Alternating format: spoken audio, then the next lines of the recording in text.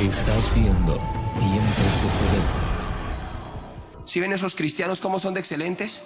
¿Sí ven esos cristianos cómo son de buenos? ¿Sí ven esos cristianos los buenos trabajadores? ¿Sí ven esos cristianos así, así, así? Oiga, qué excelentes son ellos, debemos ser como ellos. Pero nosotros no, queremos construir un templo y miramos al estadio. Dios está bravo acá. No crea que yo le estoy insultando a usted. Es Dios que está bravo acá. Porque el profeta con indignación le dijo: Señor, discúlpeme, pero usted es justo, ¿sí o qué?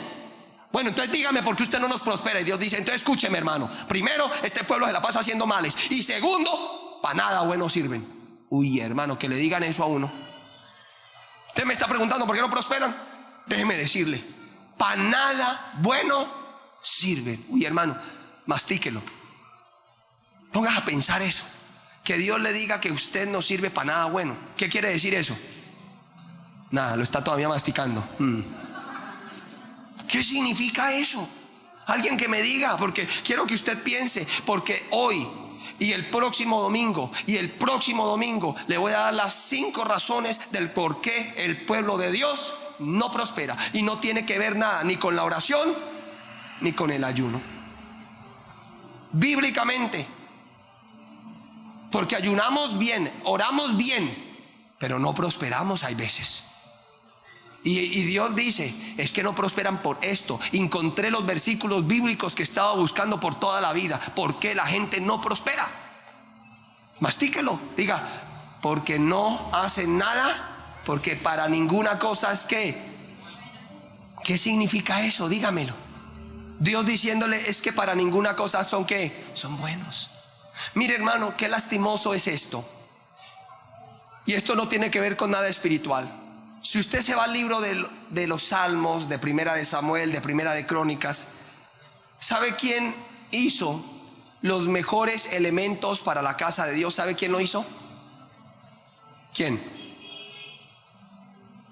Póngale cuidado. Algo raro pasó. Cuando construyeron el tabernáculo, dice la Biblia que Dios les dio sabiduría a muchos de los que estaban en el pueblo, y se convirtieron en gente calafeteadora de madera, de piedras preciosas. Pero el pueblo se acostumbró a que Dios les diera ¿qué? Todo, y se volvieron mediocres. Y luego, cuando Salomón quiso hacer el templo, le tocó contratar mano de obra extranjera, porque el pueblo no sabía hacer nada. Terrible eso. Y por eso Dios le dice: este pueblo para nada sirve. ¿Cómo es posible que impíos construyan mi casa cuando los cristianos tienen que construir? ¿Cómo es posible que me toque llamar a mí un ingeniero mundano porque no haya uno cristiano? ¿Cómo es posible que el pueblo de Dios no sea bueno para las cosas de Dios y los malos son los que son buenos para las cosas? Usted ve los mejores arquitectos, ¿qué son? Impíos. Los mejores ingenieros, impíos. Todo lo mejor está allá. ¿Y qué pasó acá? ¿Dónde están los mejores? Si se supone que nosotros tenemos el espíritu de ¿qué? De Dios. Nosotros somos los que tenemos que ser los mejores. ¿Sabe cuál es el problema de la iglesia? Que siempre nos comparamos con el mundo, cuando debería ser la iglesia el punto de referencia del mundo. ¿Sí ven esos cristianos cómo son de excelentes? ¿Sí ven esos cristianos cómo son de buenos? ¿Sí ven esos cristianos los buenos trabajadores? ¿Sí ven esos cristianos así, así, así? Oiga, qué excelentes son ellos, debemos ser como ellos. Pero nosotros no, queremos construir un templo y miramos al estadio del Cali. Hombre, lo construyó un impío. El impío debería estar mirando nuestras construcciones y no viceversa. Pero resulta que todo lo bueno, ¿dónde está? Porque el pueblo de Dios no se exige para ser cabeza. Dios me va a hacer cabeza, amén. Pero nos quedamos siendo ¿qué? Colas, puras colas, cero cabezas, porque no somos buenos para nada. Ahí es donde Dios dice: usted tiene que tener un espíritu de ¿qué? De excelencia. Usted tiene que tener un espíritu de avance. Yo le enseño a los jóvenes eso, yo les digo: ustedes no pueden ser cola, usted tiene que ser el mejor de la universidad, usted tiene que ser, si va a ser ingeniero, tiene que ser el mejor ingeniero, porque usted es cristiano y tiene que dar testimonio de que usted no solamente le sirve al mundo, sino le sirve a Dios, y por servirle a Dios es que eres el mejor. Nosotros deberíamos ser los mejores empresarios, los mejores vendedores, los mejores en todo. Pero dice la Biblia, pero es que estos no sirven para nada. Oiga, qué terrible, eso lo tenemos que echar fuera de nosotros. Tenemos que echar fuera ese espíritu de conformismo. Tenemos que echar fuera ese espíritu, hermano, que nos mantiene cautivos a la no excelencia, a la no las cosas buenas. Tenemos que procurar ser los mejores, porque es posible hacerlo. Porque es posible tener el mejor negocio. Porque es posible. Porque si antes de impío lo tenía, cuánto no más de cristiano me voy a esforzar, sabiendo que mi esfuerzo Dios lo recompensa. Pero hay veces nos fiamos y convertimos, hermano, como yo le decía esta mañana, la canción del pentecostal, la canción del fundamentalista y religiosa.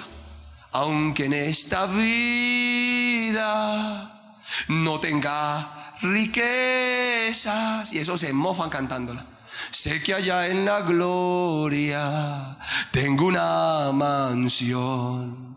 Hermano, Dios lo quiere prosperar, aunque en esta vida no tenga riquezas. Y esa es la canción del miserable.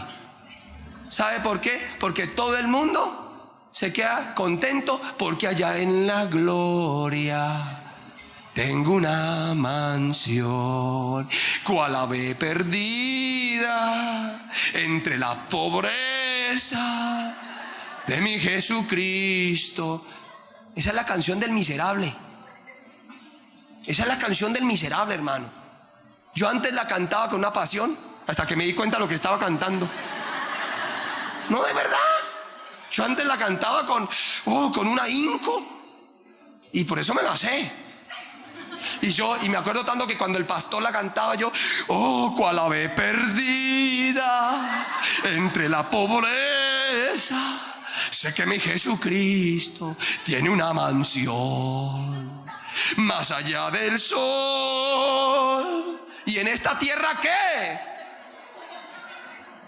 Todo lo queremos más allá del sol. ¿Y en esta tierra qué? Porque mientras yo sé, en esta tierra nos quedamos otro poquito de tiempo. ¿Y entonces qué? Pero no, hermano, Cristo viene pronto. ¿Para qué estudia? Hermano, ¿para qué trabaja si Cristo viene ya? Uy, sí, a lo bien. No, ¿para qué trabajar? Esa es la excusa del mediocre. Y yo le enseñé que Cristo tuvo 3 años de ministerio nomás, pero fueron los 3 mejores años de su vida.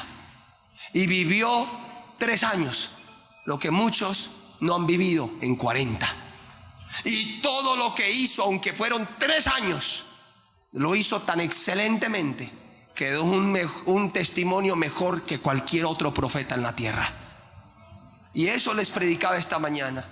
Muchos no progresan porque no tienen espíritu de excelencia, porque para nada sirven, porque no son buenos en nada, porque no hacen las cosas de una manera excelente como para el Señor. Y yo quiero hoy hablarles de eso. David, y quiero que vayamos al Salmo, porque hay 2 cosas que les voy a predicar hoy, del por qué no se prospera. ¿Por qué no se prospera? Y las encuentro en Jeremías, y la otra las encuentro en los Salmos. Pero vaya hacia el Salmo 33. Y quiero, porque esta palabra me quedó a mí pero profundamente grabada esta mañana. Y yo dije, tenemos que ser los mejores. Diga conmigo, yo tengo que ser el mejor, porque Dios me va a prosperar. Y voy a dejar de cantar esa canción del pastor. Sí. Porque usted no es ninguna ave perdida entre la pobreza. Porque Dios lo quiere prosperar y sacar adelante. Pero usted tiene que tener un espíritu superior. Usted tiene que convertirse en un hombre de bendición. Porque son pasos para una vida mejor. ¿Cuál es el primer paso para una vida mejor? Primero, convertirme en una persona de bendición. Que donde yo vaya, llevo bendición. Segundo, convertirme en una persona de excelencia. Y todo lo que hago, lo hago bien. Mire el Salmo 33 lo que dice. Alabanzas, ¿a quién? Al Creador. Alegraos, oh justos, en Jehová, en los íntegros es hermosa que aclamad a Jehová con arpa, cantadle con salterio y decacordio, cantadle cántico nuevo. Pero mire lo que dice al lado. ¿Pero qué? ¿Cómo se debe de hacer? ¿Cómo se debe de hacer? Bien.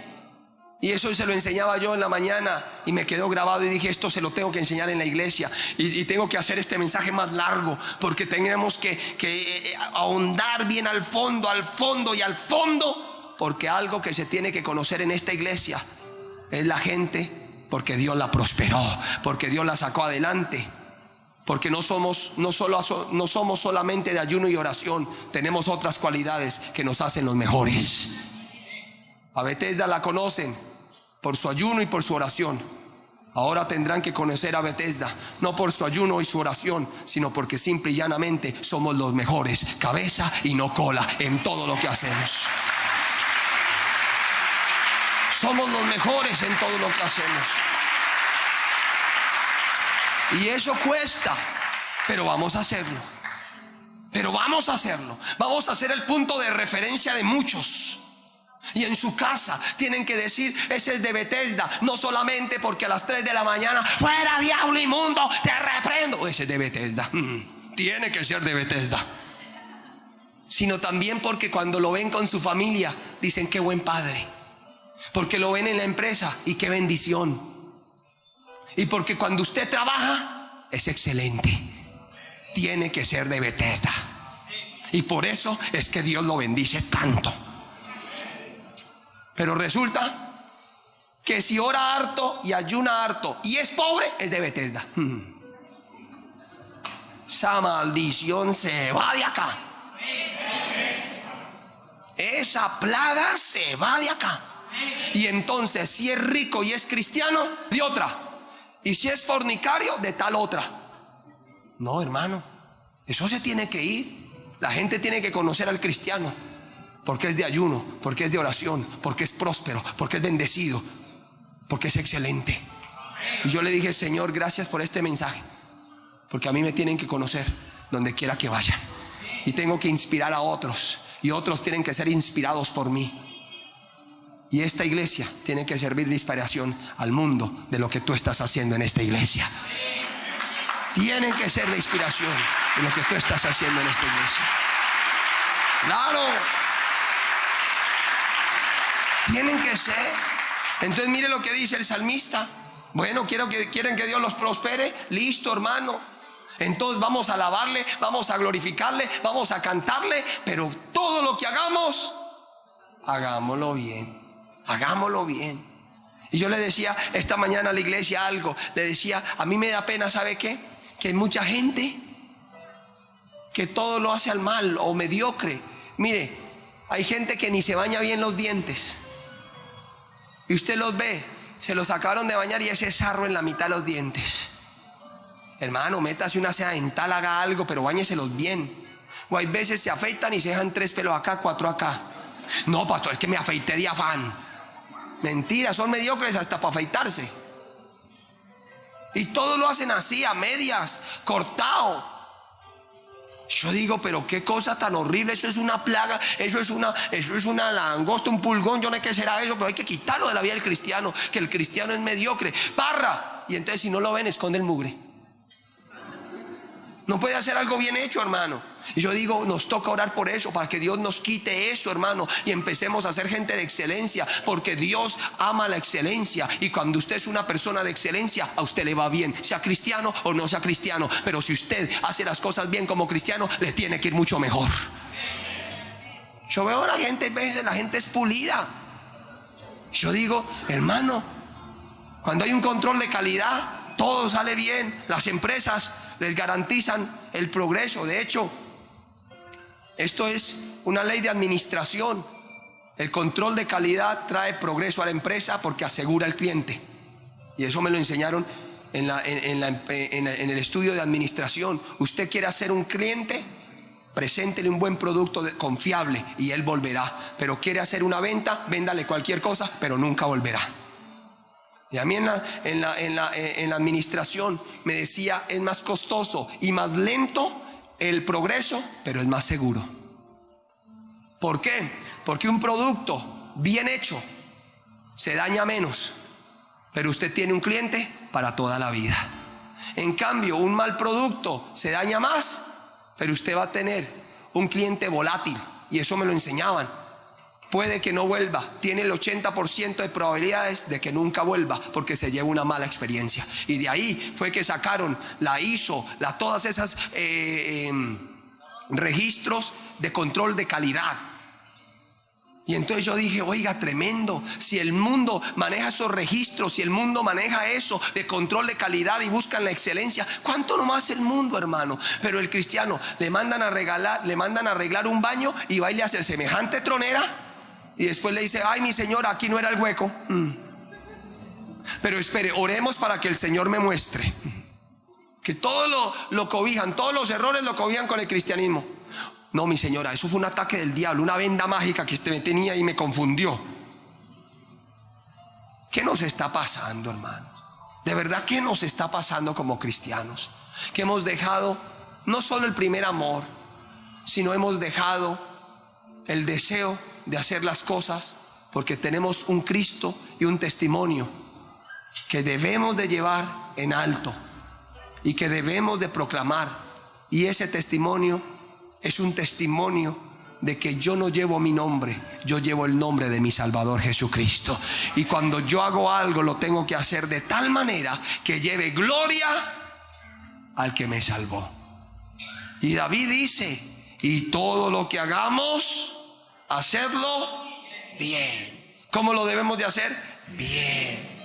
Y David habla en el Salmo 33, usted lo puede leer en su casa, pero David habla de que todo lo que hacemos bien para Dios, tenemos el favor de Jehová. Haciendo las cosas bien, alcanzamos el favor de Jehová. Y lea todo el Salmo, esta mañana lo explicaba todito en el primer culto, y yo decía, verdad, David decía, si hacemos las cosas bien, tenemos el favor. Y de hecho, ¿de dónde sacó David esta idea de que haciendo las cosas bien, tenemos el favor de Jehová? Pues David la sacó de los testimonios que hay en la Biblia, de gente que hizo las cosas bien. Y les enseñaba, uno de los primeros ejemplos fue la historia de José. ¿Cuántos se la saben? Y en Génesis dice la Biblia que José, Dios estaba con él y que todo lo que hacía prosperaba, y Dios le hacía prosperar a José todo cuanto hacía. Y este hombre pasó de ser un esclavo a ser un gobernador. Pero ¿cómo fue que José tuvo ese crecimiento de ser empleado, de ser esclavo a ser gobernador? Porque se destacó en todos los trabajos donde estuvo. Mire, dice la Biblia, primero, váyase a usted a Génesis para que no crea que lo estoy engañando. Lo metieron en la cárcel. ¿Y qué fue? El peor ñero, el malandro. Dice que lo metieron en la cárcel y se ganó la posición de ¿qué? ¿De qué? No se sabe en la historia. Verdad que todos los de acá vienen de otras iglesias en la noche, ¿no? ¿De qué? Jefe de la guardia, jefe de patio. Pero ¿por qué se ganaría ese puesto? ¿Por malo? ¿Porque era un malandro que iba a matar al de la guardia si no lo dejaban? No, por bueno, porque siempre donde estuvo, así fue en la cárcel, se destacó por ser el mejor. ¿Y por qué sé que este hombre José llegó tan lejos? Porque era un hombre perezoso, pusilánime. Era un hombre que hacía las cosas bien hechas, que hacía un trabajo bien hecho. Usted mira que no era el más perezoso, siempre llegaba de primeras.